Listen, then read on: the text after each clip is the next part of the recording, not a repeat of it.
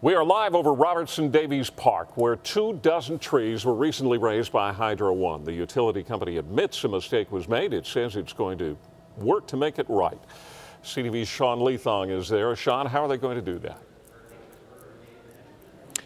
Well, Ken, they're saying they're giving a number of options, actually, and that's what this public meeting is about. There's room for about 100 people to come in from the community and maybe a little bit more in capacity, and they're giving 4 options what could rectify the problem that they made. But the problem, the community says, is a big one.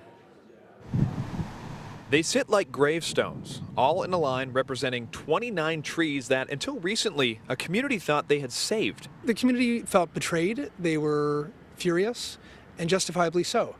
The trees in Robertson Davies Park were 40 years old and had grown to a height close to the hydro wires.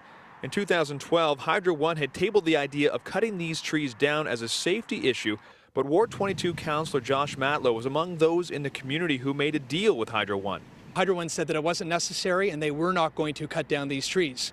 So then they came around and they clear-cut all of these trees. So to give you an idea of what it was like before the trees were cut down, there appear to be 2 trees at the end of the park that remain to this day. They're roughly 30 feet in height and about 10 feet below the hydro wires. But you can see the line of stumps where the trees were completely clear-cut, providing no sound barrier for the trains that pass by.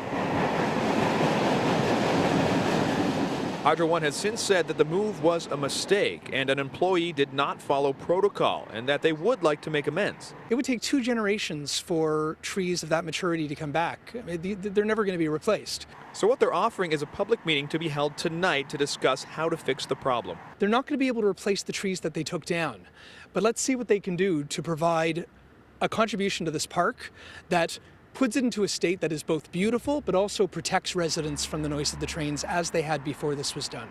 But it may be easier said than done.